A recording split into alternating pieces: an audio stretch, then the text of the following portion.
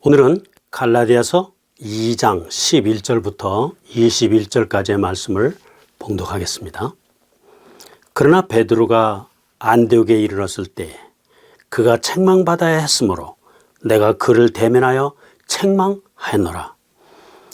야고보에게서 온 어떤 사람들이 오기 전에 그가 이방인들과 함께 먹었으나 그들이 오매 할례자들에 속한 그들을 두려워하여 그가 뒤로 물러가 자신을 분리하였으며 다른 유대인들도 그와 함께 위선을 행하고 심지어 바나바도 그들의 위선에 끌려갔느니라. 그러나 그들이 복음의 진리에 따라 바르게 걷지 아니하는 것을 내가 보고 그들 모두 앞에서 베드로에게 이르되 네가 유대인임에도 불구하고 이방인들의 방식대로 살고 유대인들처럼 살지 아니하면서 어찌하여 이방인들을 강요해서 유대인들처럼 살게 하느냐 하였노라. 우리는 본래 유대인이요 이방인에 속한 죄인이 아니로되 사람이 율법의 행위로 의롭게 되지 아니하고 오직 예수 그리스도의 믿음으로 되는 줄 알므로 우리도 예수 그리스도를 믿었나니 이것은 우리가 율법의 행위가 아니라 그리스도의 믿음으로 의롭게 되고자 함이라. 율법의 행위로는 어떤 육체도 의롭게 될 수 없느니라. 그러나 만일 우리가 그리스도로 말미암아 의롭게 되고자 하다가 우리 자신 또한 죄인으로 드러난다면 그리스도께서 이런 까닭으로 죄의 사역자가 되시느냐? 결코 그럴 수 없느니라. 만일 내가 헐었던 것들을 다시 세우면 내가 내 자신을 범법자로 만드느니라. 내가 율법을 통해 율법에 대하여 죽었나니 이것은 내가 하나님께 대하여 살고자 함이라. 내가 그리스도와 함께 십자가에 못 박혀 있으나 그럼에도 불구하고 사노라. 그러나 내가 아니요 그리스도께서 내 안에 사시느니라.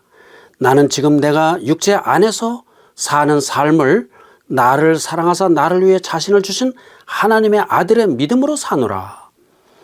내가 하나님의 은혜를 헛되게 하지 아니하노니 만일 의가 율법으로 말미암아 온다면 그리스도께서 헛되이 죽으셨느니라.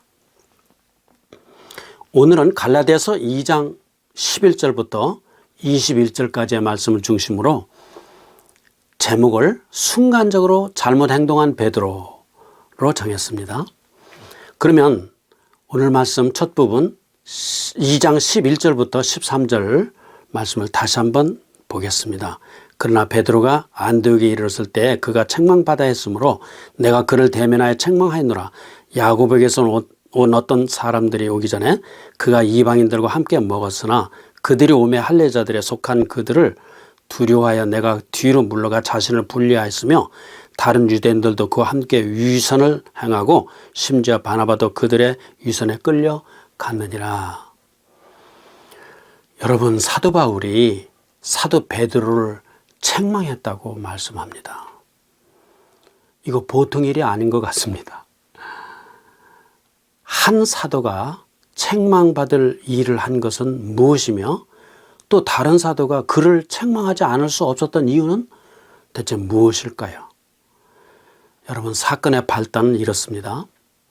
베드로가 안디옥에 와서 이방인들과 함께 앉아 식사를 하고 있었습니다. 그때 야고보에게서 온 할례자들이 방에 들어서자 베드로가 그들을 보고 두려워서 뒤로 물러났습니다. 그때 함께 식사하던 유대인들과 바나바가 베드로의 위선적인 행동에 이끌려서 함께 물러났습니다. 율법에는 유대인이 이방인들과 함께 먹고 교제하는 것을 금하고 있습니다. 이를 목격한 바울은 그 자리에서 베드로를 책망했습니다. 피시디아 안디옥을 둘러싼 갈라디아 지방에는 그리스인들이 많이 살고 있었습니다. 바울이 지금까지 여기서 쌓아올린 복음의 사역이 엉망이 될 판입니다.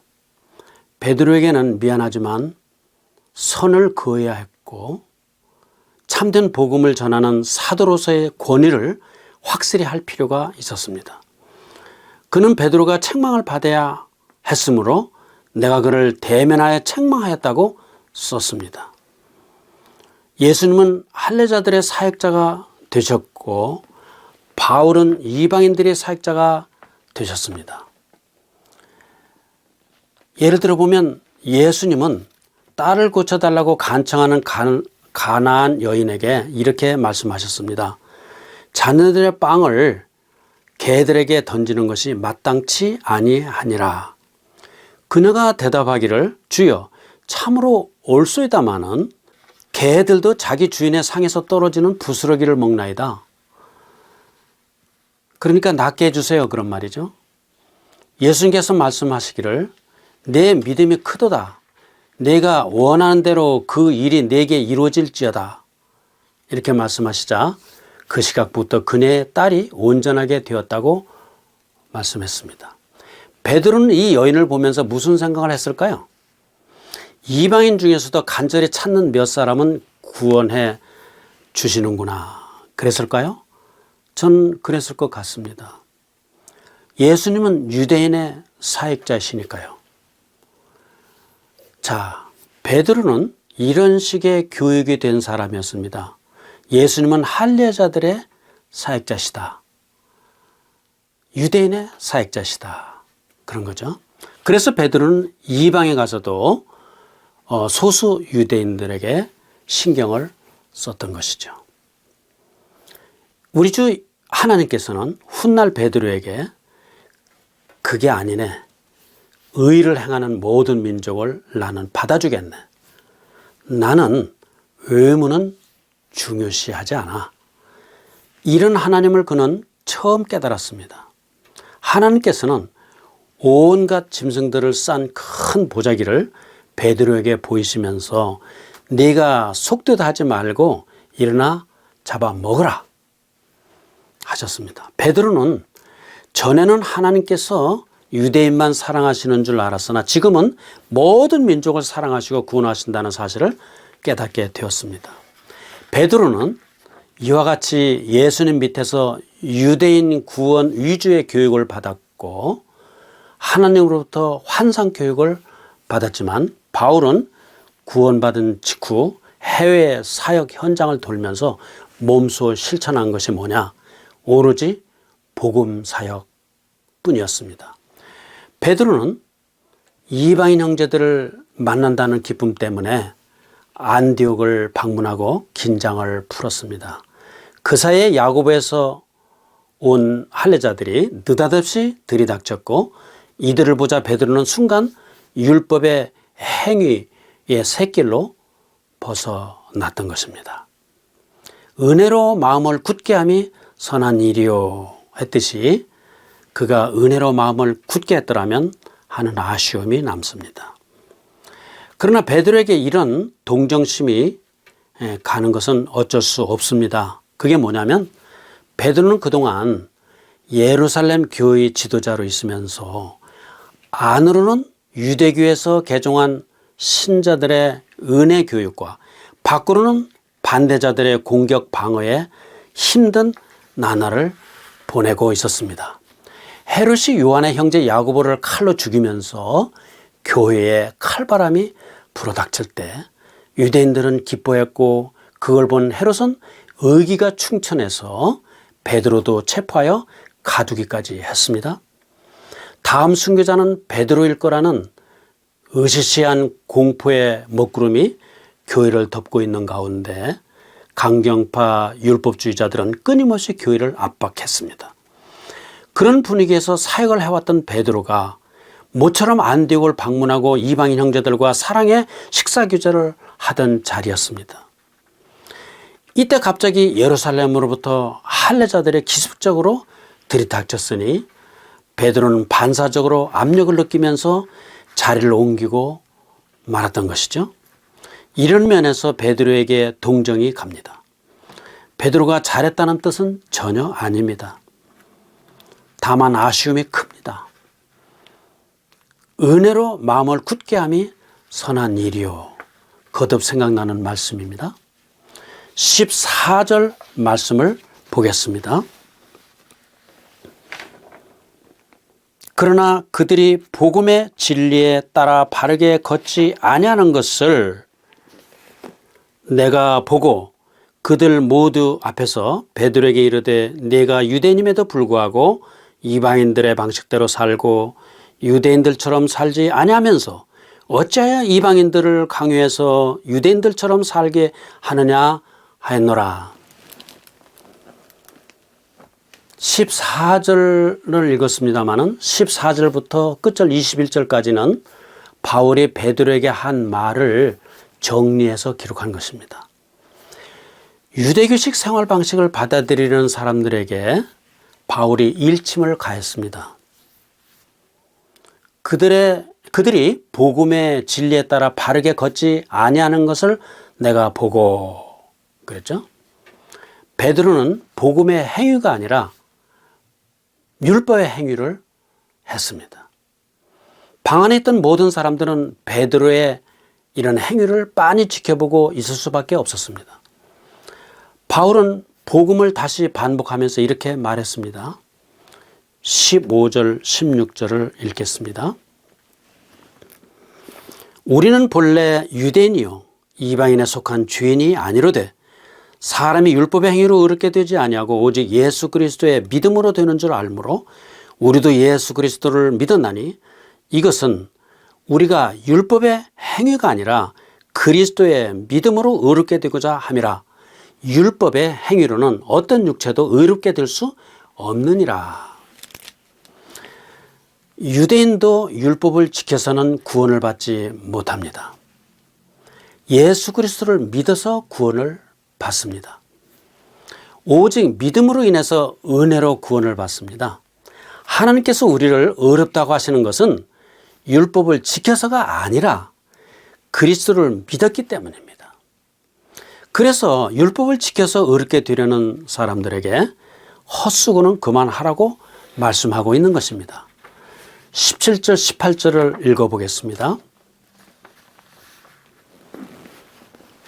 그러나 만일 우리가 그리스도로 말미암아 의롭게 되고자 하다가 우리 자신 또한 죄인으로 드러난다면 그리스도께서 그런 까닭으로 죄의 사역자가 되시느냐? 결코 그럴 수 없느니라. 만일 내가 헐었던 것들을 다시 세우면 내가 내 자신을 범법자로 만드느니라.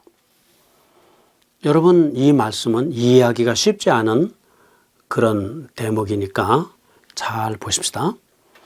예수 믿고 구원받은 사람이 율법을 지키지 않아도 된다고 하면 그들은 죄를 계속 지어도 아무 문제가 없는가? 또 이것이 하나님의 구원 방법이라고 하면 하나님은 죄를 더 짓게 하시는 분이 아니겠는가? 여러분, 시비하기 좋아하는 율법주의자들의 질문이 이런 것입니다. 그러나 바울은 단호하게 한마디로 물리칩니다. 결코 그럴 수 없느니라. 그러면 율법을 완전히 지킬 수 있는 사람이 있을까요? 없습니다. 율법은 구원을 위해 있는 것이 아니라 정죄를 위해 있는 것입니다. 율법은 사람을 더 의롭게 하는 것이 아니라 죄를 드러내는 것입니다. 바울의 주장은 이것입니다. 오직 복음만을 기초로 해서 믿음의 행보를 하는 것만이 은혜로운 삶을 사는 길입니다. 19절을 보겠습니다. 내가 율법을 통해 율법에 대하여 죽었나니 이것은 내가 하나님께 대하여 살고자 함이라. 여러분, 율법의 행위는 죄만 더 드러내주고 좌절만 안겨줄 뿐 생명의 길은 되지 못합니다.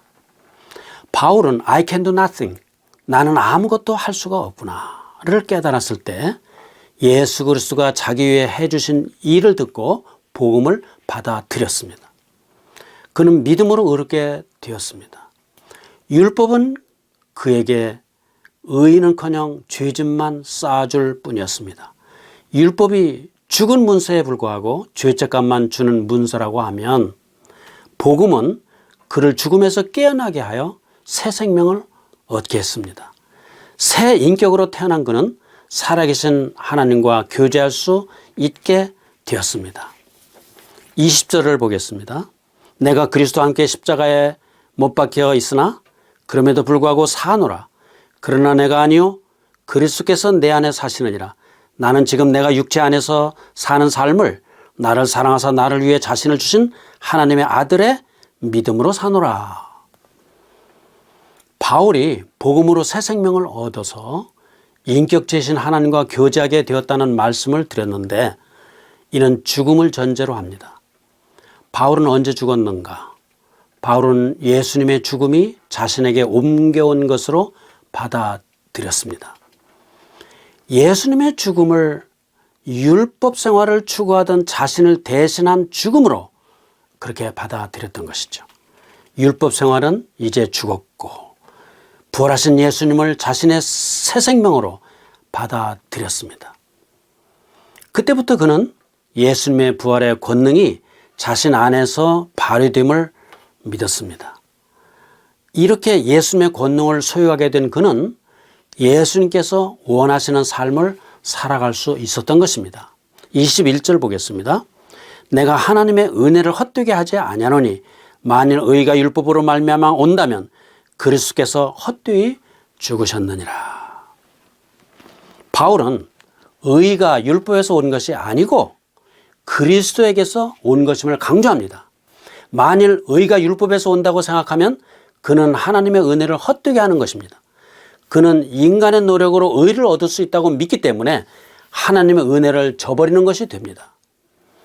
따라서 예수님의 십자가 희생은 헛것이 되고 맙니다. 그러므로 그리스도의 삶이란 내가 최선을 다해서 의롭게 살려고 애쓰는 것이 아니라 그리스도께서 내 삶을 통해 일하시도록 나는 물러서는 것입니다. 은혜로 새 생명을 얻고 은혜로 그 후의 삶도 살아가는 것입니다. 구원은 결코 자신의 노력으로 얻을 수 없습니다. 오늘은 여기까지 하겠습니다.